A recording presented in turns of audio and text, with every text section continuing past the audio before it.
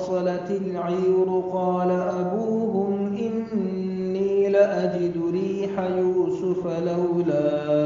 أن تفندون قالوا تالله إنك لفي ضلالك القديم فلما أن جاء البشير ألقاه على وجهه فارتد بصيرا قال ألم أقل لكم إني أعلم من الله ما لا تعلمون قالوا يا أبانا استغفر لنا ذنوبنا إنا كنا خاطئين قال سوف أستغفر لكم ربي إنه هو الغفور الرحيم فلما دخلوا على يوسف آوى إليه أبويه وقال ادخلوا مصر إن شاء الله آمنين ورفع أبويه على العرش وخروا له سجدا وقال يا أبت هذا تأويل رؤياي من قبل قد جعلها ربي حقا وقد أحسن بي إذ أخرجني من السجن وجاء بكم من البدو من بعد أن نزغ الشيطان بيني وبين إخوتي إن ربي لطيف لما يشاء إنه هو العليم الحكيم رب قد آتيتني من الملك وعلمتني من تأويل الأحاديث فاطر السماوات والأرض أنت ولي في الدنيا والآخرة توفني مسلما وألحقني بالصالحين ذلك من أنباء الغيب نوحيه إليك وما كنت لديهم إذ أجمعوا أمرهم وهم يمكرون وما أكثر الناس ولو حرصت بمؤمنين وما تسألهم عليه من أجر إن هو إلا ذكر للعالمين صدق اللہ العظیم۔ محترم بھائیوں، دوستوں، بزرگوں، سورہ یوسف میں حضرت یوسف علیہ السلام کا قصہ چل رہا تھا اور بات یہاں تک پہنچی تھی کہ حضرت یوسف علیہ السلام نے اپنے بھائیوں کے سامنے یہ بتلا دیا تھا کہ میں ہی وہ یوسف ہوں جس کو تم نے بچپن میں کنویں میں ڈالا تھا۔ آج اللہ نے مجھ کو مصر کی بادشاہی عطا فرمائی ہے،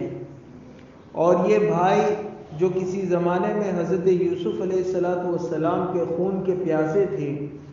آج خود حضرت یوسف کے سامنے اناج کے لیے اور غلے کے لیے جھکے ہوئے ہیں۔ جب حضرت یوسف علیہ السلام نے بتلا دیا کہ میں ہی یوسف ہوں، تو بھائیوں نے حضرت یوسف علیہ السلام سے اپنے پہلا جو ان کا سلوک تھا اور حضرت یوسف علیہ السلام کے ساتھ جو ظلم اور ستم، جو تکلیفیں اور مشقتیں انہوں نے دی تھی حضرت یوسف علیہ السلام کو، اس کی معافی چاہی، اور معافی چاہنے کے بعد حضرت یوسف علیہ السلام نے ابو کے یعنی حضرت یعقوب علیہ السلام کے سارے احوال پوچھے۔ معلوم ہوا کہ حضرت یوسف علیہ السلام کے جدائی میں اور ان کے فراق میں، ان کی جدائی میں ان کو یاد کر کر کے اتنا روئے ہیں کہ ان کی آنکھوں کی روشنی چلی گئی، نظر آنا بند ہو گیا ہے صرف زیادہ رونے کی وجہ سے۔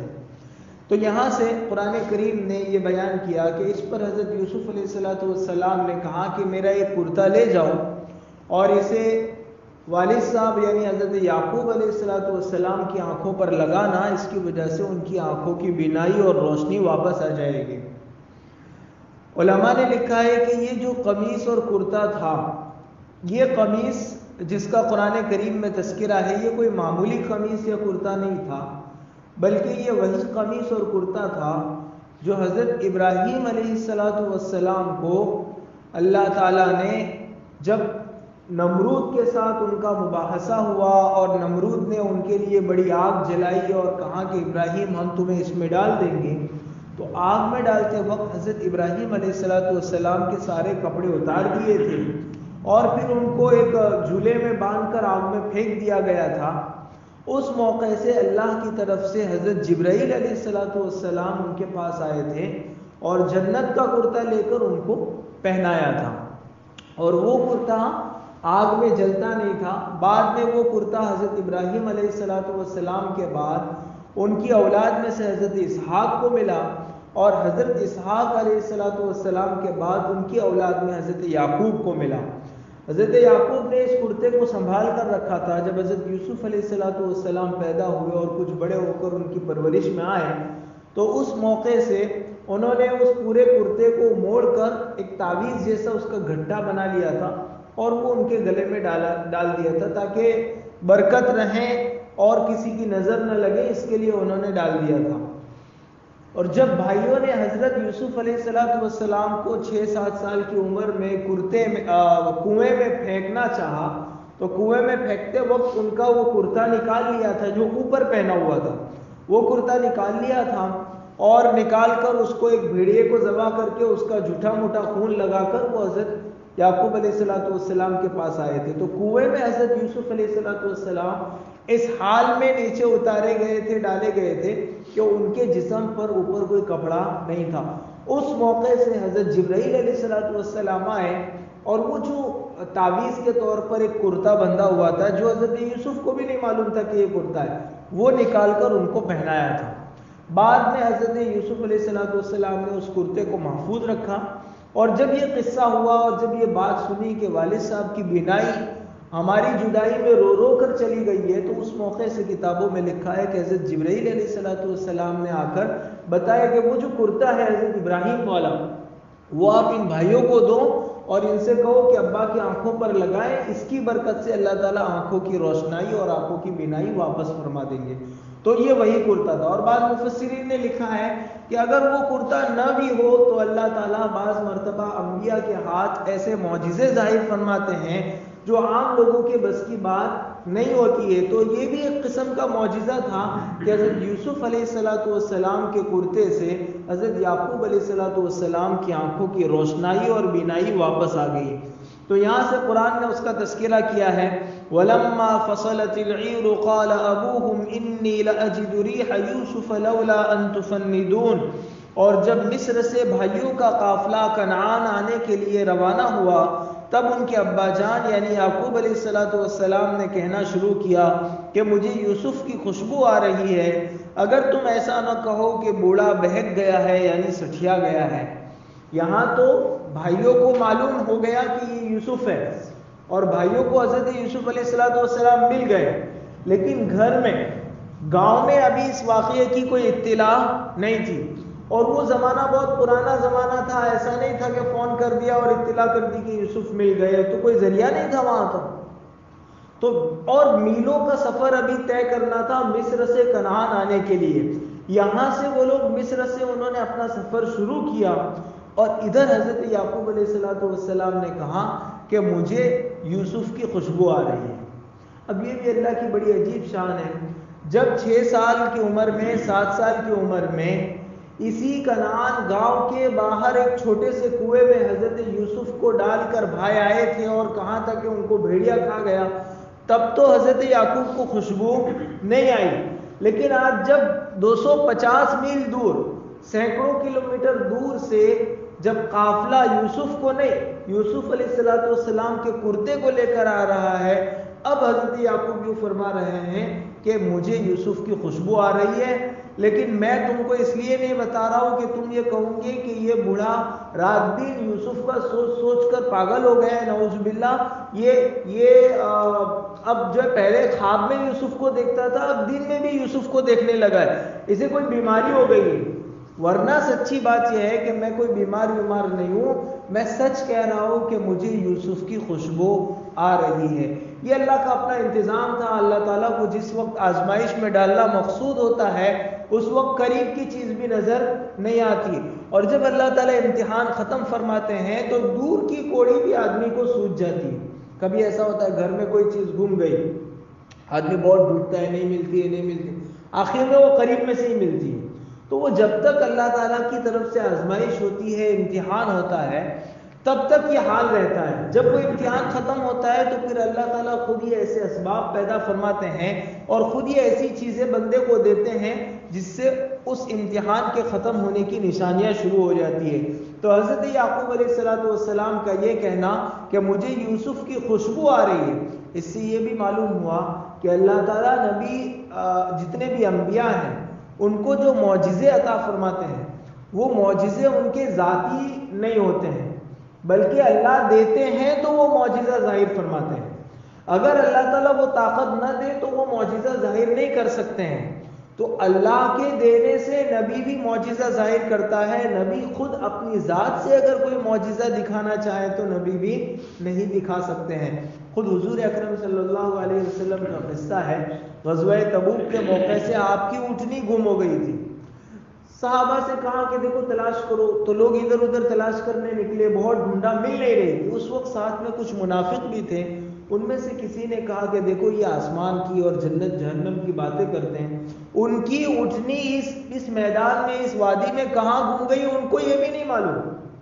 اور یہ آسمان و زمین کی اور پتہ نہیں کہاں کہاں کی غیب کی خبریں سناتے ہیں، خود ان کو اپنی اونٹنی کا حال نہیں معلوم ہے۔ اللہ تعالیٰ نے حضرت جبرائیل علیہ السلام کو بھیج کر حضور کو بتا دیا کہ فلانا فلانا آدمی آپ کے بارے میں یوں کہہ رہا ہے۔ حضور اکرم صلی اللہ علیہ وسلم نے سارے صحابہ کو جمع کیا، آپ نام نہیں لیتے تھے کسی کا، آپ نے فرمایا کہ مجھے معلوم ہوا، جبرائیل آئے تھے اور انہوں نے بتایا کہ فلاں فلاں آدمی نے یوں یوں کہا ہے۔ تو ایسا نہیں ہے کہ میں ساری غیب کی خبریں جانتا ہوں، جب اللہ تعالیٰ مجھے جو علم دیتے ہیں وہ میں بتاتا ہوں۔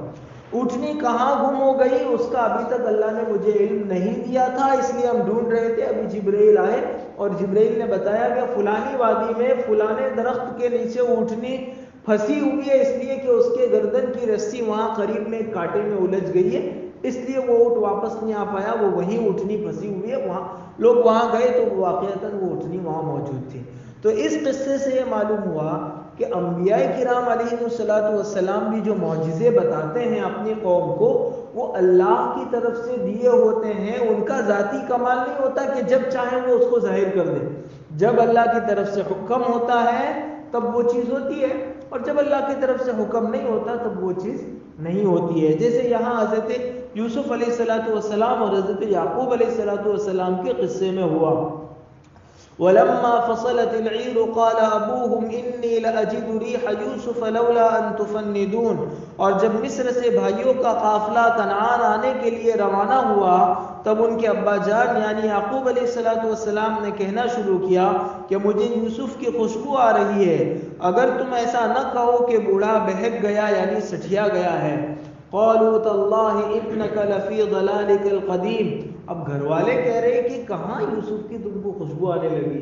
وہ تو 7 سال کی عمر میں مر گیا تھا، اور وہ آپ کے ہی بیٹوں نے کہا تھا کہ اس کو تو بھیڑیا کھا گیا، کہاں تم ابھی بھی وہ یوسف کی پرانی باتیں،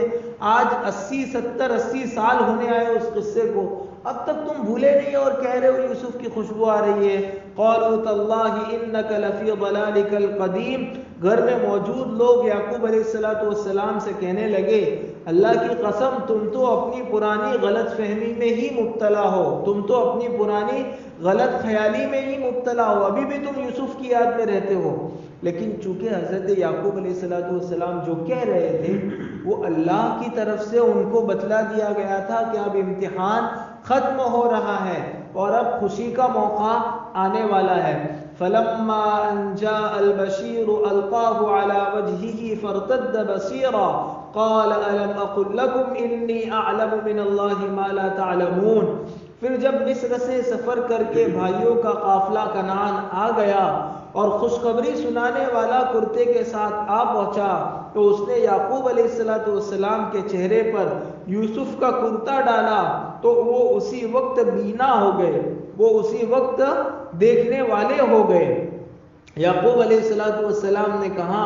کیا میں نے تم سے نہیں کہا تھا کہ میں اللہ کی طرف سے وہ باتیں جانتا ہوں جو تم لوگ نہیں جانتے۔ اور ویسے بھی یہ کرتا جو حضرت یعقوب علیہ السلام کی آنکھ پر لگایا گیا تھا وہ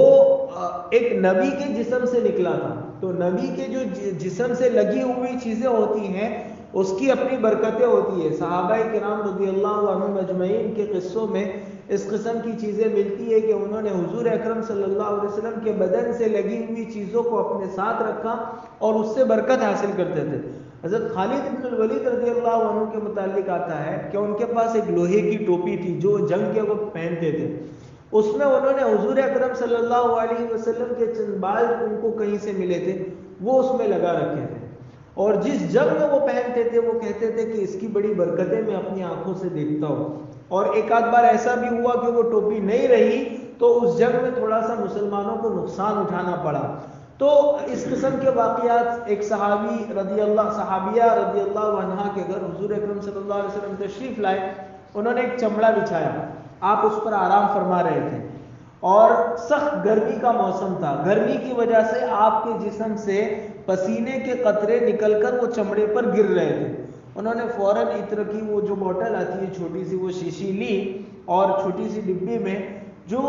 وہ پسینہ گر رہا تھا اس کو پسینہ ریلی بننے لگی تو انہوں نے وہاں نیچے رکھ لیا، وہ سارا اس کو بھر کر محفوظ کر لیا۔ بعد میں جب کوئی بیمار ہوتا تھا حضور اکرم صلی اللہ علیہ وسلم کو انہوں نے پھر اطلاع کر دی کہ میں نے ایسا ایسا کیا ہے۔ آپ کے وصال کے بعد جب کوئی بیمار ہوتا تھا تو وہ اس عطر کی شیشی میں سے وہ جو پسینہ بھرا ہوا تھا اس میں حضور اکرم صلی اللہ علیہ وسلم کے پسینے میں مشک کی سی خوشبو آتی تھی عطر کی جیسی،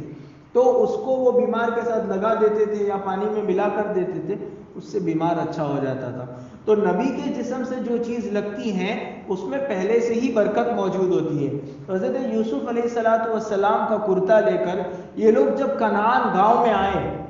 اور حضرت یوسف علیہ السلام سے ملے، اس سے پہلے والی مجلس میں آیا تھا کہ جو ان کا بڑا بھائی تھا یہودا، اس نے کہا تھا کہ میں نے جھوٹا کرتا ابا کے سامنے یوسف کا 6 سال کی عمر میں پیش کیا تھا، آج سچا کرتا بھی میں ہی پیش کروں گا۔ تو انہوں نے، اور اس وقت یہ بھی بات آئی تھی کہ وہ یہ چاہتے تھے کہ جتنا بڑا گناہ میں نے کیا ہے اتنی بڑی نیکی میں کروں۔ صحابہ میں سے بعض صحابہ کے متعلق آتا ہے کہ انہوں نے اپنے زمانہ جاہلیت میں بہت سی بچیوں کو انہوں نے زندہ درگور کر دیا تھا، زندہ دفن کر دیا تھا، چونکہ اس زمانے میں بیٹی پیدا ہونا لوگ عیب سمجھتے تھے۔ بعد میں ان صحابی نے یہ کیا کہ اس کی تلافی کے لیے وہ بیٹیوں کی پرورش کرتے تھے، جو لاوارث اور یتیم بچیاں ہوتی ہیں ان کی پرورش کرتے تھے۔ ابھی ہمارے پچھلے زمانے میں ایک صاحب کا انتقال ہوا، عامر ان کا نام تھا، اور ان کا پرانا ہندوانہ ان کا نام تھا بلبیر سنگھ یا ایسا کوئی نام تھا۔ وہ مولانا کلیم صدیقی صاحب کی دعوت برکاتہم، اللہ تعالیٰ ان کو رہائی نصیب فرمائے، ان کے ہاتھ پر وہ مسلمان ہوئے تھے۔ تو کہتے ہیں کہ یہ وہ بندہ ہے جس نے بابری مسجد کی شہادت کے وقت سب سے پہلا ہتھوڑا گنبد پر مارا تھا، اور انہوں نے پھر بعد میں وہ مسلمان ہو گئے۔ انہوں نے اپنے اس گناہ کی تلافی کے لیے یہ ارادہ کیا تھا کہ میں مرنے سے پہلے 100 مسجدیں بناؤں گا، میں نے ایک مسجد توڑی ہے تو اس کے بدلے میں 100 مسجدیں بناؤں گا۔ اور ان کا ابھی پچھلے سال انتقال ہوا تو کہتے ہیں کہ وہ 100 مسجدیں بنا چکے تھے اور 100 سے زائد ان کا وہ گنتی چل رہی تھی۔ تو یہودا نے بھی کہا کہ میں نے جتنا بڑا جرم کیا ہے میں اس کی اتنی بڑی تلافی کرنا چاہتا ہوں، اتنی ہی اچھی نیکی کرنا چاہتا ہوں۔ میں جھوٹا کرتا لے کر ابا کے پاس گیا تھا تو آج میں سچا کرتا لے کر بھی میں ہی جاؤں گا۔ اور اس زمانے کا یہ سسٹم تھا، بلکہ یہ انبیاء کی سنت رہی ہے کہ جو آدمی ہدیہ دے، جو آدمی کوئی آپ کو خوشخبری سنائے، کوئی اچھی خبر آپ کے لیے لائے تو اس کو وہ جواب میں ہدیہ دیتے تھے۔ خود ہم نے فضائل اعمال میں وہ قصہ سنا ہے حضرت کعب ابن مالک کا کہ ان کی توبہ بائیکاٹ مسلمانوں کی طرف سے حضور اکرم صلی اللہ علیہ وسلم کے حکم سے جاری تھا، اور جب ان کی توبہ کی آیتیں قرآن کریم میں نازل ہوئی تو ایک آدمی دوڑ کر ان کو خوشخبری دینے گیا جس نے خوشخبری دی تھی انہوں نے اپنے جسم کا کرتا اتار کر اس کو دے دیا. تو یہ انبیاء کی سنت ہے کہ اگر کوئی خوشخبری دے تو جواب میں اس کو خوش کرنا چاہیے, اس کو ہدیہ دینا چاہیے, یہ سنت رہی ہے. تو جب حضرت یعقوب علیہ السلام کو ان کے بیٹے یہودا نے یہ کرتا دیا اور وہ آنکھوں پر لگایا, بینائی آ گئی, خوشخبری انہوں نے سنی کہ یوسف مل گئے ہیں, جس کے فراق میں اور جس کی جدائی میں اتنے سالوں سے وہ رو رہے تھے, وہ بیٹا اب مل گیا ہے. تو حضرت یعقوب علیہ السلام نے کہا کہ دیکھو بیٹا, میرے پاس ہدیہ دینے کے لیے تو میرے پاس کچھ نہیں ہے کہ میں تم کو ہدیہ دوں. تم لوگ اناج لینے گئے تھے, تب سے گھر تک 6 دن سے گھر میں فاقہ چل رہا ہے, ہدیہ دینے کے لیے ہمارے پاس کچھ نہیں ہے, لیکن میں تم کو ایک دعا دیتا ہوں کہ اللہ تعالیٰ ایمان پر تمہارا خاتمہ فرماوے. یہ دعا میری طرف سے تم ہدیہ سمجھ لو. تو یہودا کے لیے علماء نے کہا ہے کہ اگر کوئی ہدیہ دیتے, اس سے بڑا ہدیہ یہ دعا تھی کہ ان کے والد نے جو کہ نبی اور پیغمبر تھے, ان کے لیے یہ دعا فرمائی کہ اللہ تعالیٰ تمہارا خاتمہ ایمان پر فرمائے. تو اس سے یہ معلوم ہوتا ہے اس آیت سے کہ جب بھی کوئی خوشخبری والی بات, کوئی اچھی والی بات آئے تو اس پر آدمی کو خوش ہونا چاہیے اور اس خوشی کا اظہار کرنا چاہیے. حضرت عمر رضی اللہ عنہ کے متعلق آتا ہے کہ جب انہوں نے سورہ بقرہ یاد کر لی تو اس کے لیے انہوں نے ایک اونٹ ذبح کیا اور اس کا گوشت بنا کر لوگوں کو کھلایا. جیسا ہوتا ہے کہ لوگ بچہ SSC میں اچھے نمبر آ گئے ہیں تو تھوڑا سا لڈو وڈو بچ جاتے ہیں, کچھ مٹھائی بانٹ دی جاتی ہے, شادی ہو گئی, ایسے سارے موقعوں سے آدمی کرتا ہے. لیکن اگر اپنے بچے کا ناظرہ قرآن ختم ہوا, اس کا حفظ ختم ہوا, وہ عالم ہوا, اس نے کوئی اچھا نیکی کا کام کیا, تو اس پر جو ہے وہ لوگ خوشی کا اظہار نہیں کرتے ہیں, حالانکہ صحیح خوشی کا اظہار کا یہ موقع ہے. خیر, تو حضرت یعقوب علیہ السلام نے ان کو یہ کہا کہ میرے پاس تمہیں ہدیہ دینے کے لیے, گفٹ دینے کے لیے تو کچھ نہیں ہے, لیکن میں یہ تم کو دعا دیتا ہوں کہ اللہ تعالیٰ تمہارا خاتمہ ایمان پر فرمائے. فلما ان جاء البشیر القاه على وجهه فارتد بصيرا, جب حضرت یعقوب علیہ السلام کی بینائی اور دیکھنے کی طاقت واپس آ گئی تو انہوں نے ان گھر والوں کو بلایا جو کہتے تھے کہ یہ بڈھا سٹیا گیا ہے. ان کو بلایا اور کہا کہ میں نہیں کہتا تھا کہ یوسف زندہ ہے, مجھے معلوم تھا یوسف زندہ ہے, تو میں تم سے بار بار کہتا تھا, تم لوگ کہتے تھے کہ نہیں یہ بڈھا پاگل ہو گیا ہے, دیکھ لو یوسف مل گیا ہمیں. قال الم اقل لكم انی اعلم من اللہ ما لا تعلمون, تو حضرت یعقوب علیہ السلام نے کہا کیا میں نے تم سے نہیں کہا تھا کہ میں اللہ کی طرف سے وہ باتیں جانتا ہوں جو تم لوگ نہیں جانتے ہو. یعنی یوسف زندہ ہے, ایک دن ملاقات ہوگی, یہ مجھے اللہ کی طرف سے اشارے تھے اور مجھے معلوم تھا کہ یہ اللہ کی طرف سے میرے لیے آزمائش اور امتحان کا موقع ہے. اب جب یہ بات ہو گئی, اب بیٹے وہ جو 6-7 سال کی عمر میں کہہ گئے تھے کہ بھیڑیا کھا گیا ہے, وہ تو سارے سامنے تھے. اب وہ کیا جواب دیتے ابو کو, وہ خود ہی یوسف سے مل کر آئے تھے. تو انہوں نے کہا کہ سوری, ہم معافی چاہتے. یہ سب سے آسان راستہ ہے کسی بھی جھگڑے کو ختم کرنے کا. سب سے آسان راستہ, کتنا بھی لمبا جھگڑا ہو, آدمی کہہ دے کہ معافی چاہتا ہوں, آدمی معافی مانگ لے تو سامنے والے کا آدھا غصہ بلکہ پورا غصہ اس کا وہیں ختم ہو جاتا ہے. تو ان بھائیوں نے بھی یہی کہا, قالوا یا ابانا استغفر لنا ذنوبنا انا كنا خاطئین, کہ ہمارے ابا جان آپ تو نبی ہیں,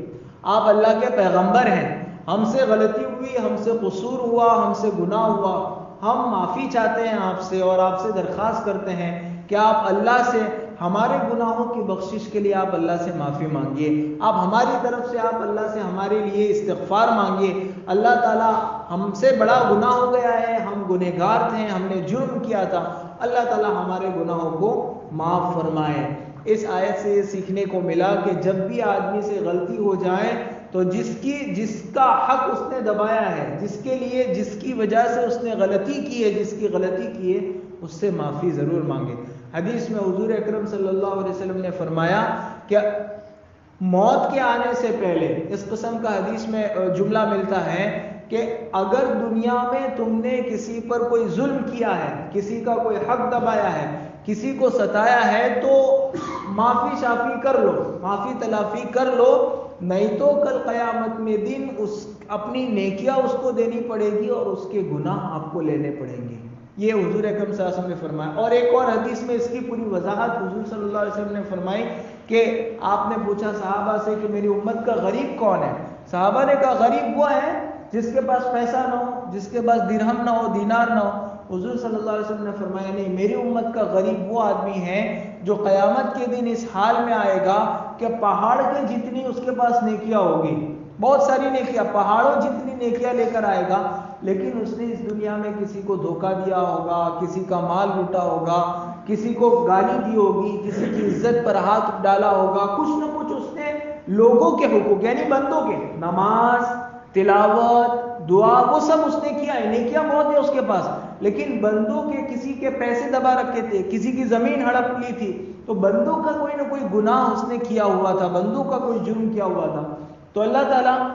جب یہ بندہ آئے گا نیکیاں لے کر پہاڑوں جتنے، اور دوسرے لوگ اس کی شکایت لے کر آئیں گے کہ اس نے مجھ کو گالی دی تھی، اس نے میرا پیسہ کھا لیا تھا، بہن آ کر کہیں گی کہ بھائی اس نے ہمیں میراث میں سے حصہ نہیں دیا تھا، سارے حقوق والے لوگ آئیں گے، اور وہاں تو درہم اور دینار چلتے نہیں ہیں، وہاں تو نیکی کا سکہ چلتا ہے۔ اللہ کی طرف سے کہا جائے گا کہ اس کی نیکیوں میں سے اپنا حق لیتے جاؤ، تو لوگ جو اہل حقوق ہوں گے وہ آتے جائیں گے، اس کی نیکیوں میں سے اپنا حق لیتے جائیں گے، لیکن ابھی لائن لگی ہوئی ہوگی، اس کی ساری نیکیاں ختم ہو جائے گی، تو پھر اللہ تعالیٰ لوگوں سے کہیں گے کہ اپنے گناہ اس پر ڈالو،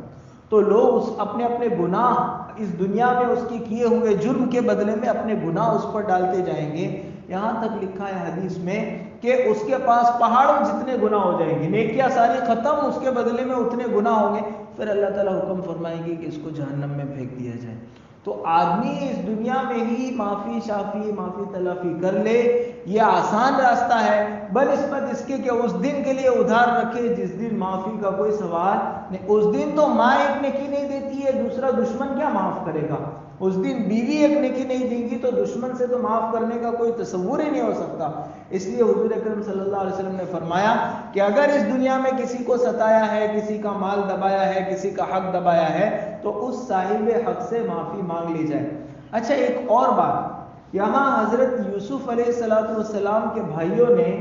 جب ابا جان سے معافی چاہی اور مغفرت کے لیے دعائیں مغفرت کے لیے درخواست کی، تو پوری اسٹوری نہیں سنائی کہ ہم نے کیا کیا کیا تھا، پوری تفصیل نہیں بتائی۔ اس سے علماء نے یہ مسئلہ نکالا ہے کہ اگر آپ نے کسی کی غیبت کر لی ہے انجانے میں، کسی کا مال چرا لیا ہے، کسی کا پیسہ دبا دیا ہے، تو آپ اس کا حق ادا کر دو، اس کے پیسے دے دو، چاہے ہدیہ بول کر دو، کسی بھی طرح اس کے پیسے دے دو، اس کو پہنچا دو اور اس سے معافی مانگ لو۔ آپ نے اس کے بارے میں کیا کیا غیبت کی ہے وہ بولنا ضروری نہیں ہے، نہیں تو اور جھگڑا ہو جائے۔ آدمی جا کر بولے کہ تیرے بارے میں نے یہ الزام لگایا تھا، وہ گاؤں میں یہ بات چلی تھی، وہ میں نے کہی تھی، اور فلانا تیرا سیٹ ناراض ہو گیا تھا، اس کے کان بھی میں نے بھرے تھے، وہ ساری تفصیل آج تک اس کو معلوم نہیں تھا کہ یہی وہ بندہ ہے جس نے میرے ساتھ ایسا ایسا کیا تھا۔ اب آپ جا کر خود اس سے کہہ رہے ہو کہ میں نے تیرے ساتھ 6-7 سال تک ایسا ایسا تیرے ساتھ دشمنی کی، سارے دوست تیرے تجھ سے ناراض ہو گئے تھے، ان دوستوں کو بھی میں نے بھڑکایا تھا، میں نے جھوٹ جھوٹ ان کو باتیں کہی تھی اور میں نے یہ کیا تھا، تو وہ آدمی معاف کیا کرے گا؟ وہ آدمی 2 تماچے اور لگائے گا کہ تم نے ایسا کیا تھا میرے ساتھ۔ تو اس لیے علماء نے لکھا ہے، مفتی تقی صاحب وغیرہ نے یہ لکھا ہے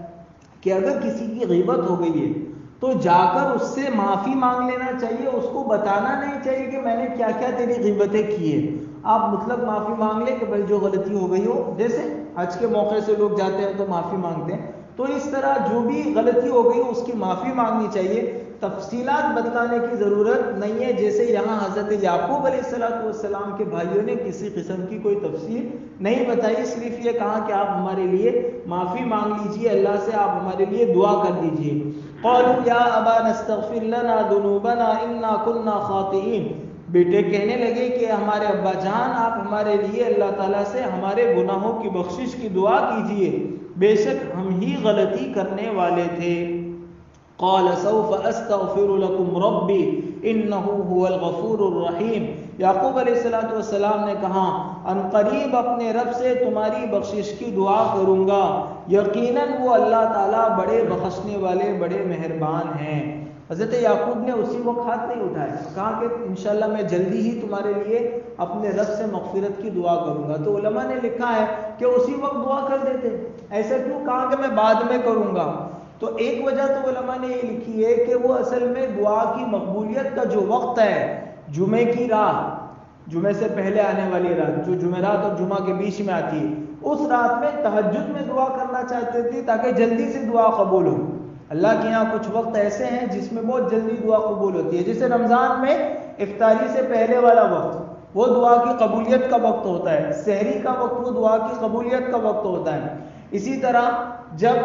جمعے کے دن امام خطبہ دینے کے بعد، پہلا خطبہ دینے کے بعد جب بیٹھتا ہے تو وہ بھی دعا کی قبولیت کا وقت ہوتا ہے. اس میں بھی آدمی دل میں اپنے لیے اللہ سے دعا مانگ سکتا ہے. زبان سے تو نہیں بولنا ہے چونکہ خطبہ سننا ہے، تو دل میں دعا مانگ سکتا ہے. ایسے جمعہ کے دن مغرب سے پہلے تو کچھ وقت ہے اللہ کے یہاں جو دعا کی قبولیت کے خاص اوقات شمار ہوتے ہیں. تو حضرت یعقوب علیہ السلام نے کہا کہ میں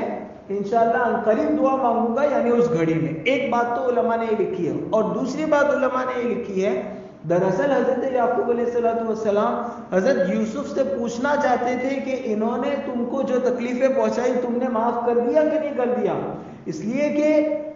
بندوں پر دو قسم کے حقوق ہیں. ایک تو نماز نہیں پڑھی، اللہ کا گناہ کیا، لیکن کسی کو ستایا تو بندے کا گناہ کیا. تو اگر اللہ کا گناہ ہے اور بندہ اللہ سے معافی مانگتا ہے اللہ تعالیٰ معاف کر دیتے ہیں. لیکن اگر بندے کا گناہ ہے اور بندہ اللہ سے معافی مانگتا ہے تو اللہ تعالیٰ کی طرف سے یوں فیصلہ ہوتا ہے کہ جب تک وہ بندہ معاف نہیں کرے میں معاف نہیں کرنے کا. تو اس بندے سے معافی منگوانا ضروری ہے، اس سے معاف کروانا ضروری ہے. تو حضرت یعقوب علیہ السلام یہ چاہتے تھے کہ پہلے یوسف سے پوچھ لوں کہ تم نے ان کو معاف کیا کہ نہیں کیا. اگر بندوں میں معاملہ صاف ہو گیا تو پھر اللہ تعالیٰ سے دعا مانگ کر ان بھائیوں کا قصور بخشوا دیں گے. تو اس سے یہ بھی معلوم ہوا کہ حقوق العباد میں بندے سے بھی معافی مانگنی چاہیے اور پھر اس کے بعد اللہ تعالیٰ سے بھی معافی مانگنی چاہیے. قال سوف استغفر لكم ربي انه هو الغفور الرحیم. یعقوب علیہ السلام نے کہا ان قریب جلدی ہی میں اپنے رب سے تمہاری بخشش کی دعا کروں گا، یقیناً وہ اللہ تعالیٰ بڑے بخشنے والے بڑے مہربان ہیں. دو جگہ معافی مانگی ان بھائیوں نے. ایک تو وہاں مصر میں حضرت یوسف علیہ السلام سے بھی سوری کہا تھا کہ ہم سے غلطی ہو گئی، آپ ہمارے لیے دعا کر دیجئے، اور وہاں بھی انہوں نے معافی مانگی تھی. اور یہاں بھی حضرت یعقوب علیہ السلام کے سامنے بھی انہوں نے باپ سے بھی معافی مانگی اور بیٹے سے بھی معافی مانگی، دونوں سے معافی مانگی. لیکن حضرت یوسف علیہ السلام نے کیا کہا تھا؟ حضرت یوسف علیہ السلام نے کہا تھا لا تثریب علیکم اليوم، کہ تم پر کوئی آج پکڑ دھکڑ نہیں ہے، میں نے تم کو معاف کر دیا. اور حضرت یعقوب علیہ السلام نے کیا کہا؟ میں کروں گا، دعا کروں گا تمہارے لیے، سوچتا ہوں. تو ایسا کیوں کہ حضرت یوسف علیہ السلام نے تو فوراً معاف کر دیا اور کوئی تانا نہیں دیا، اور حضرت یعقوب علیہ السلام کہہ رہے ہیں کہ ٹھیک ہے میں تمہارے لیے دعا کروں گا. یہ لہجوں کا فرق کیوں ہے؟ تو ہمارے حضرت مفتی احمد صاحب خانپوری دامت برکاتہم فرماتے ہیں کہ اصل میں حضرت یوسف علیہ السلام جوان تھے، اور جوان آدمی فیصلہ کرنے میں دیر نہیں کرتا، وہ فٹ سے فیصلہ کر دیتا ہے کہ ہاں ٹھیک ہے معاف کر دیا. اور جو بوڑھا آدمی ہوتا ہے وہ کوئی بھی فیصلہ لینے سے پہلے سوچتا ہے، غور کرتا ہے، پھر اس کے بعد فیصلہ لیتا ہے. اس لیے عام طور سے جو گھر کے بڑے ہوتے ہیں وہ کوئی بھی بڑا مسئلہ آ جائے تو ہاں دیکھیں گے، شانتی رکھو بھائی، دیکھیں گے، سوچتے ہیں، فیصلہ کریں گے، مشورہ کریں گے. تو حضرت یعقوب علیہ السلام نے کہا کہ ٹھیک ہے دیکھتے ہیں، سوچتے ہیں. اور حضرت یوسف علیہ السلام چونکہ جوان تھے اس لیے انہوں نے فوراً فیصلہ کر دیا. تو حضرت اس پر یہ فرماتے ہیں کہ دیکھو اس سے معلوم ہوا کہ جوان آدمی جلدی دین کی طرف آتا ہے، وہ جلدی فیصلہ کرتا ہے. اس لیے جوان لوگوں پر محنت کرنی چاہیے تاکہ آپ کو آپ کی محنت کا پھل ملے. تو حضرت سمجھاتے ہیں علماء کو کہ جو امت میں نوجوان ہیں ان پر محنت کرو، وہ جلدی تمہارے ہاتھ آ جائیں گے. اس لیے کہ وہ کسی بھی جگہ فیصلہ کرنے میں دیر نہیں لگاتے ہیں،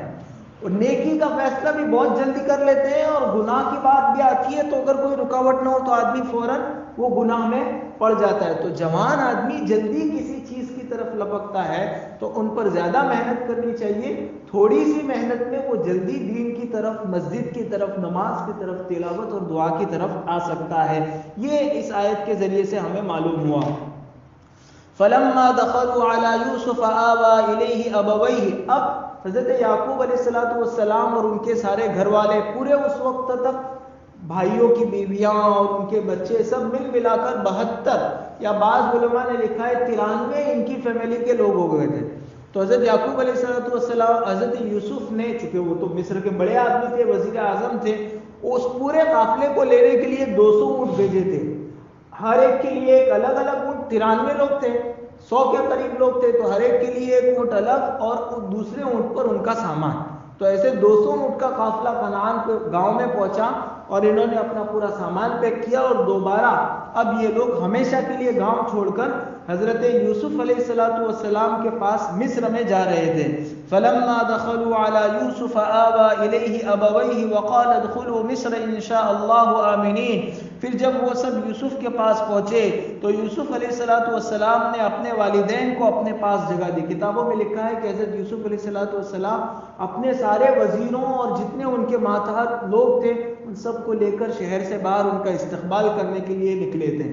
اور وہاں شہر کے بعد کچھ دنوں تک ٹھہرے. پھر اس کے بعد دوبارہ جب شہر میں آنے لگے اس وقت حضرت یوسف علیہ السلام نے کہا ادخلوا مصر انشاء اللہ آمنین، تم سب مصر میں داخل ہو جاؤ، انشاءاللہ ہر طرح امن و امان یعنی چین و اطمینان کے ساتھ رہو گے. آج بھی جو مصر کا ایئرپورٹ ہے نا، جو ان کا کیپٹل ہے، وہاں ایئرپورٹ ہے، اس پہ جو لوگ اترتے ہیں تو ایئرپورٹ پہ سے باہر نکلتے وہ یہ آیت لکھی رہتی ہے ادخلوا مصر انشاءاللہ آمنین، کہ مصر میں آؤ تم کو کوئی پریشانی نہیں ہوگی. تو حضرت یوسف علیہ السلام نے کہا کہ تم سب مصر میں داخل ہو جاؤ، انشاءاللہ ہر طرح امن و امان یعنی چین و اطمینان کے ساتھ رہو گے.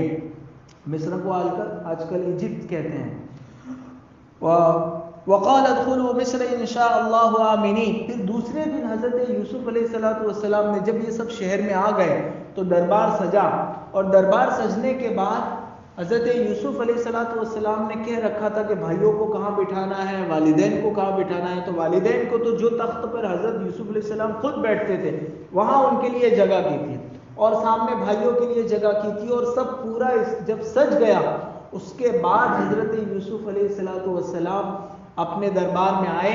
اور جیسے ہی آپ دربار میں آئے وہ شان و شوکت جو حضرت یوسف علیہ السلام کی تھی وہ ان بھائیوں نے دیکھی اور ان کے ابو نے دیکھی. ان کی والدہ نے جو ایک قول کے مطابق باحیات تھی اور ایک قول کے مطابق ان کا انتقال ہو گیا تھا، ان کی والدہ کی بہن یعنی ان کی خالہ بھی ماں کی طرح ہوتی ہے، وہ اس وقت ان سے شادی کر لی تھی. حضرت یعقوب نے سوتیلی والدہ تھی، وہ بھی وہاں موجود تھی. تو یہ سب حضرت یوسف علیہ السلام کا یہ جاہ و جلال اور یہ ان کی بلند رتبگی دیکھ کر سب کے سب سجدے میں گر پڑے. اور عظمت کا، عزت کا سجدہ، جیسے ہم سجدے میں سلام کرتے ہیں تو اس زمانے میں لوگ سجدہ کرتے تھے جس کو سجدہ تعظیمی کہتے ہیں. جیسے آج بھی بہت سے لوگ جھکتے ہیں، یہ درگاہوں میں جا کر بہت سے لوگ پورا سجدہ ہی کر لیتے ہیں، تو یہ سجدہ تعظیمی اس وقت جائز تھا. تو وہ سجدہ تعظیمی انہوں نے حضرت یوسف علیہ السلام کے سامنے کیا. تب حضرت یوسف علیہ السلام نے کہا کہ ابا جان، میں نے بچپن میں آپ سے کہا تھا کہ انی رأیت 11 کوكبا والشمس، میں 11 ستاروں کو اور سورج اور چاند کو اپنے سامنے جھکتے ہوئے اور سجدہ کرتے ہوئے دیکھتا ہوں. وہ خواب سنایا تھا، آپ نے کہا تھا کہ وہ خواب بھائیوں کو مت بتانا، اور پھر وہ بھائیوں کو معلوم ہو گئے. اس خواب کی تعبیر اب آئی 80 سال کے بعد. جو بچپن میں دیکھا تھا 6 سال کی عمر میں، اب اس کی تعبیر، وہ 11 بھائی، وہ 11 ستارے تھے اور یہ ماں باپ سورج اور چاند تھے، اور یہ سب کے سب حضرت یوسف علیہ السلام کے سامنے سجدہ کر رہے ہیں. تو کبھی تعبیر 80 سال کے بعد ملتی ہے، کبھی آدمی کو اس کی قربانی کا پھل بہت دیر کے بعد ملتا ہے. اللہ کے یہاں دیر ہے پر اندھیر نہیں ہے. آدمی گناہوں سے اپنے آپ کو بچاتا ہے تو اللہ اس کا بدلہ اس کو ضرور دیتے ہیں. آدمی اپنے آپ کو غلط راستے سے بچاتا ہے تو اللہ کی طرف سے ضرور اس کا بدلہ دیا جاتا ہے. یہ ہو سکتا ہے کہ دیر ہو جائے پر یہ نہیں ہوگا کہ کبھی اللہ کی طرف سے بدلہ نہ ملے. ان اللہ لا یضیع اجر المحسنین، اللہ تعالیٰ نیک کام کرنے والوں کا اجر ضائع نہیں فرماتے ہیں. تو اسی اللہ تعالیٰ نے وہی منظر کھینچا ہے کہ حضرت یوسف علیہ السلام جب دربار میں آئے اور یہ بھائی سارے سب سجدے میں جھک گئے تو وہ کیا منظر تھا، وہ منظر اللہ تعالیٰ نے اس آیت میں کھینچا ہے. ورفع، اچھا ایک بات اور رہ گئی پیچھے. جب ان بھائیوں نے حضرت یعقوب علیہ السلام کو کہا کہ ہم نے یوسف کو پا لیا، اور یوسف کے تو کیا کہنے، وہ اتنا بڑا بادشاہ ہے، یوں ہے، اور جس کے پاس ہم عزیز مصر کے پاس جاتے تھے وہ تو یوسف ہی ہے، وہی ہم کو آج تک اناج دے رہے تھے. تو حضرت یعقوب علیہ السلام نے خوشی کا اظہار نہیں کیا، یوں پوچھا کہ یہ بتاؤ کہ دین کیا ہے یوسف کا، دینی حالت کیا ہے اس کی، کہیں وہ مصر کے لوگوں کی طرح بتوں کو تو نہیں پوچھتا. تو اس پر پھر انہوں نے بتایا کہ نہیں وہ تو اچھی حالت میں ہیں اور ان کا یہ دین ہے، وہ اللہ کو مانتے ہیں. وہ سب بھائیوں نے بتایا. اس پر حضرت یوسف علیہ السلام حضرت یعقوب نے کہا الآن تمت النعمہ، اب میری نعمت مکمل ہوئی. تو دیکھو اس سے یہ معلوم یہ ہوا کہ اولاد کی دنیاوی ترقی پر خوش ہونے کے بجائے ان کی اخروی ترقی پر خوش ہونا چاہیے. آج کل ہمارے یہاں سے بچے باہر جاتے ہیں،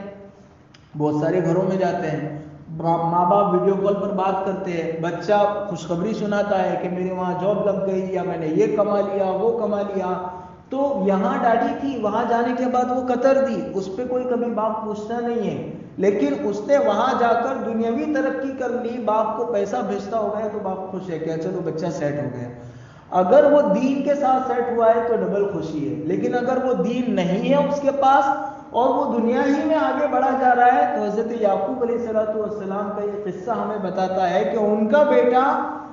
کسی بڑی پوسٹ پر نہیں بلکہ وزیر اعظم تھا مصر کا، پھر بھی انہوں نے اس پر کوئی بات نہیں کی، بلکہ یہ کہا کہ اس کی دینی کیفیت بتلاؤ. اس لیے اولاد کی دینی ترقی پر زیادہ خوش ہونا چاہیے. دنیاوی ترقی پر بھی آدمی خوش ہو، لیکن دین کا سودا کر کے نہیں، دین قربان کر کے نہیں. تو بیٹا کتنی بھی ترقی کر لے، ہمیشہ اس کی آخرت کی فکر کرنا چاہیے. اور یہ ایک باپ کی جو ذمہ داریاں اللہ نے اس کے سر پر ڈالی ہے، اس میں سے ایک ذمہ داری ہے کہ وہ ہمیشہ اپنی اولاد کی دینی تربیت کی فکر کریں. تو یہاں جب یہ لوگ واپس آئے اور جو دربار سجا اس کا نقشہ کھینچا ہے اللہ نے، وَرَفَعَ أَبَوَيْهِ عَلَى الْعَرْشِ وَخَرُّوا لَهُ سُجَّدًا، اور یوسف علیہ السلام نے اپنے والدین کو اونچے تخت پر بٹھا دیا. دیکھو والدین کو اونچے تخت پر بٹھایا اور بھائیوں کو سامنے بٹھایا. معلوم یہ ہوا کہ بھائی اور والدین برابر برابر نہیں ہو سکتے. آدمی کتنا بھی بڑا ہو جائے لیکن وہ اپنے ماں باپ کا قرضہ کبھی نہیں چکا سکتا ہے. وہ دنیا میں سارے لوگوں کا بدلہ ادا کر سکتا ہے لیکن اپنے ماں باپ کا قرضہ کبھی نہیں چکا سکتا. ایک صاحب تھے، انہوں نے اپنی بہت کمزور ان کی والدہ ہو گئی تھی، بہت بوڑھی ہو گئی تھی، آنکھوں کی روشنائی چلی گئی تھی. اس کے باوجود انہوں نے اپنے کندھے پر بٹھا کر اس کو پورا وہ کروایا، عمرہ یا حج کروایا. طواف بھی، مینا میں بھی، سب جگہ اپنے کندھوں پر لے کر اپنی والدہ کو گھما. اس کے بعد غالباً فضیل ابن عیاض کے پاس آ کر اس نے کہا کہ کیا میں نے میری ماں کا حق ادا کر دیا؟ تو فضیل ابن عیاض نے کہا کہ ابھی تو ایک دودھ پینے کا حق بھی ادا نہیں ہوا. ابھی تو ایک رات جو تم کو اپنی چھاتی پر رکھ کر ماں نے سلایا تھا نا، اس کا بھی حق ادا نہیں ہوا. تو بیٹا کتنا بھی ترقی کر جائے وہ اپنے ماں باپ کے احسان کو کبھی چکا نہیں سکتا ہے. ان کے ساتھ ہمیشہ اچھا سلوک کرنا چاہیے، جیسے حضرت یوسف علیہ السلام نے وَرَفَعَ أَبَوَيْهِ عَلَى الْعَرْشِ اپنے والدین کو اونچے تخت پر بٹھایا، اور وہ سب یعنی والدین اور 11 بھائی یوسف کے سامنے سجدے میں گرے. یہ جو سجدہ ہے نا، سجدہ تعظیمی ہے. سجدے دو طرح کے ہوتے ہیں، ایک سجدہ عبادت ہوتا ہے اور ایک سجدہ تعظیمی ہوتا ہے. سجدہ تعظیمی پہلی شریعتوں میں جائز تھا جیسے ان لوگوں نے کیا. ہماری شریعت میں سلام ہے بس، اس کے علاوہ ہماری شریعت میں کوئی کتنا بھی بڑا بزرگ اور ولی کیوں نہ ہو، جنید بغدادی اپنی قبر سے نہیں، صحابہ اپنی قبر سے نہیں، حضور اپنی قبر سے اٹھ کر آ جائیں تو بھی سجدہ کرنے کی اجازت نہیں. ہماری شریعت میں سجدہ صرف اور صرف اللہ کے سامنے ہوگا، اس کے علاوہ کسی اور کے سامنے نہیں ہوگا. ایک مرتبہ ایک صحابی عراق سے آئے، حضرت قیس ابن سعد، اور انہوں نے کہا کہ اللہ کے رسول میں نے وہاں بڑا عجیب منظر دیکھا. ان کا جو کمانڈر تھا، جو ان کا بڑا چیف ہے، سردار ہے ان کا، اس کے سامنے لوگ آ کر سجدہ کرتے تھے. تو ہمیں بڑا اچھا لگا. تو اللہ کے رسول ہم کیوں ایسا نہ کریں کہ آپ تو دنیا آخرت کے بادشاہ ہیں، آپ تو سب سے بڑے ہیں، ہم آپ کے سامنے سجدہ نہ کریں؟ حضور صلی اللہ علیہ وسلم نے منع فرمایا اور کہا اگر میں کسی کو سجدہ کرنے کا حکم دیتا تو بیویوں کو کہتا کہ وہ اپنے شوہروں کے سامنے سجدہ کریں، کیونکہ بیوی جلدی مانتی نہیں ہے شوہر کو. ساری دنیا بزرگ مان لے گی لیکن بیوی کبھی نہیں مانے گی. تو وہ سب سے اخیر میں جا کے، بلکہ جب شوہر مر جاتے ہیں اس کے بعد وہ بولتی ہے کہ نہیں ہار سارا آدمی ہوتے، زندگی میں کبھی نہیں بولتی ہیں وہ. تو اسی لیے عورتوں کے بارے میں یہ بھی آیا کہ وہ ناشکریہ زیادہ کرتی ہیں اور جہنم میں ناشکری کی وجہ سے زیادہ وہ جائے گی. تو حضور اکرم صلی اللہ علیہ وسلم نے فرمایا کہ اگر میں کسی کو سجدہ کرنے کا حکم دیتا تو بیویوں کو کہتا کہ وہ شوہر کے سامنے سجدہ کرے، لیکن ہماری شریعت میں سجدہ کرنا نہیں ہے، نہ سجدہ تعظیمی اور نہ سجدہ عبادت، کسی طرح کا کوئی سجدہ ہماری شریعت میں نہیں ہے۔ اس لیے حضور اکرم صلی اللہ علیہ وسلم نے منع فرما دیا۔ قرآن میں تو اللہ نے فرمایا لا تسجدوا للشمس، کہ سورج کو اور چاند کو بھی سجدہ نہ کیا کرو۔ تو سجدہ ہماری شریعت میں صرف اللہ کو کیا جاتا ہے، اور یہ جو درگاہوں پر اور ادھر ادھر بزرگوں کے سامنے بھی لوگ سجدہ کرتے ہیں وہ صحیح طریقہ نہیں ہے، ہماری شریعت میں اس کی اجازت نہیں ہے۔ وَرَفَعَ أَبَوَيْهِ عَلَى الْعَرْشِ وَخَرُّوا لَهُ سُجَّدًا، اور انہوں نے اپنے والدین کو تخت پر بٹھایا، وَخَرُّوا لَهُ سُجَّدًا، اور وہ سب یعنی والدین اور 11 بھائی یوسف کے سامنے سجدے میں گرے۔ یوسف علیہ السلام نے کہا اے میرے ابا جان، یہ تو میرے اس خواب کی تعبیر ہے جو میں نے پہلے یعنی بچپن میں دیکھا تھا، اس خواب کو میرے رب نے سچ کر کے دکھایا، اور میرے رب نے اس وقت بھی مجھ پر بڑا احسان کیا کہ مجھ کو جیل سے نکالا، اور یہ بھی احسان ہوا کہ شیطان نے میرے اور میرے بھائیوں کے درمیان جھگڑا کروا دیا تھا، اللہ نے وہ جھگڑا اور جدائی بھی ختم کر دی۔ پھر میرے رب گاؤں سے تم کو میرے پاس مصر لے آئے، میرے رب جو چاہتے ہیں اس کو عمدہ تدبیر سے کرتے ہیں، یقیناً اس اللہ کا علم بھی کامل ہے اور اس کی حکمت بھی کامل ہے۔ کتنے سالوں کے بعد ملے تھے لیکن پھر بھی نہیں بتایا کہ بھائیوں نے بچپن میں کیا کیا کیا تھا۔ یہی ہے نبوت والے اخلاق۔ یہ نہیں بتایا تھا کہ جیل میں میرے ساتھ کیا ہوا، اس کا تذکرہ کیا کہ مجھے جیل سے اللہ نے نکالا، اس کا تذکرہ ہوا۔ پھر اللہ نے مجھے آپ کے ساتھ ملایا، اس کا تذکرہ ہوا۔ اللہ نے مجھے یہ حکومت دی، اس کا تذکرہ، یعنی حضرت یوسف کی زندگی کے جتنے اچھے دور ہیں وہ تو انہوں نے گنوائے، لیکن مصیبت والے دور کا تذکرہ انہوں نے نہیں فرمایا۔ اس سے یہ معلوم ہوا کہ نبی کے اخلاق کا یہ حصہ ہے، بلکہ ہر مومن کا یہ شیوا ہے کہ وہ مصائب کا تذکرہ نہ کرے، بلکہ اللہ نے جو اس پر نعمتیں دی ہیں ان نعمتوں کا تذکرہ کرے، اور نعمتوں پر اللہ کا شکر ادا کرنا چاہیے۔ یہ مومن کا شیوا ہے، مصائب سے شکر کا پہلو نکالنا چاہیے۔ اس سے پہلے میں نے وہ قصہ سنایا تھا، دیوبند کے ایک بزرگ ہیں مولانا اصغر صاحب، وہ ان کو بیمار ہو گئے، لوگ ملنے کے لیے آئے تو لوگوں نے پوچھا کہ حضرت طبیعت کیسی ہے؟ کہا میری آنکھیں صحیح ہے، میرا ناک صحیح ہے، اللہ کا شکر ہے، الحمدللہ میرا ہاتھ کام کرتا ہے، الحمدللہ میرے پاؤں بھی صحیح ہے، میں چل کر مسجد جا سکتا ہوں۔ اخیر میں ساری نعمتوں کو گنوانے کے بعد کہا ہلکا سا بدن گرم ہے، حالانکہ بہت تیز بخار تھا ان کو۔ تو مصیبت کو کم اور اللہ کی نعمتوں اور اس پر شکر کو بڑھا کر پیش کرنا یہ ایک مومن کا شیوا ہے، اور حضرت یوسف علیہ السلام کے اس عمل سے بھی ہم کو یہی سیکھنے کو ملتا ہے۔ اللہ تعالی ہم سب کو ان پر عمل کرنے کی توفیق عطا فرمائے۔ سبحانک اللہم وبحمدک وتبارک اسمک وتعالی جدک ولا الہ غیرک۔ اللہم صل علی محمد وعلی آل محمد کما صلیت علی ابراہیم وعلی آل ابراہیم انک حمید مجید۔ اللہم بارک علی محمد وعلی آل محمد کما بارکت علی ابراہیم وعلی آل ابراہیم انک حمید مجید۔ ربنا ظلمنا انفسنا وان لم تغفر لنا وترحمنا لنکونن من الخاسرین۔ اے اللہ ہم سب کے گناہوں کو معاف فرما، اے اللہ ہماری خطاؤں سے درگزر فرما، اے اللہ ہماری سیئات کو حسنات سے مبدل فرما، اے اللہ ہمیں تیرے اور تیرے بندوں کے حقوق ادا کرنے والا بنا، اے اللہ حقوق کی ادائیگی میں کوتاہی سے ہماری حفاظت فرما، اے اللہ جان کر یا انجان کر جو حقوق ہم سے تیرے اور تیرے بندوں کے پامال ہوئے ہیں، اے اللہ ان کی معافی تلافی کر کے تیرے پاس پہنچنے کی توفیق عطا فرما، اے اللہ دوسروں کے حق دبانے سے اللہ ہماری حفاظت فرما، اے اللہ ان اسباق میں جتنی باتیں آ رہی ہیں اے اللہ ان سب پر ہمیں عمل کرنے کی توفیق عطا فرما، اے اللہ قرآن کا نور ہمارے سینوں میں اتار دے، اے اللہ ہماری زندگیوں میں قرآن کریم کے فرمودات اور ارشادات اتار دے، اللہ نبی اکرم صلی اللہ علیہ وسلم کی سنتوں کو اپنانے کی توفیق اور سعادت عطا فرما، اے اللہ قرآن کے اور دین کے نور سے ہمارے گھروں کو منور فرما، اے اللہ ہمیں اور ہماری اولاد کو نماز کا قائم کرنے والا بنا، اے اللہ نماز سے عشق اور محبت عطا فرما، اے اللہ نماز کو قائم کرنے والا بنا دے، اے اللہ ہمارے آخرت کے جملہ امور میں اے اللہ آپ اپنی مدد شامل حال فرمائیے، اے اللہ آخرت میں ہمارے ساتھ اے اللہ دنیا اور آخرت دونوں جہاں میں اللہ آپ ہمارے ساتھ عافیت کا معاملہ فرمائیے۔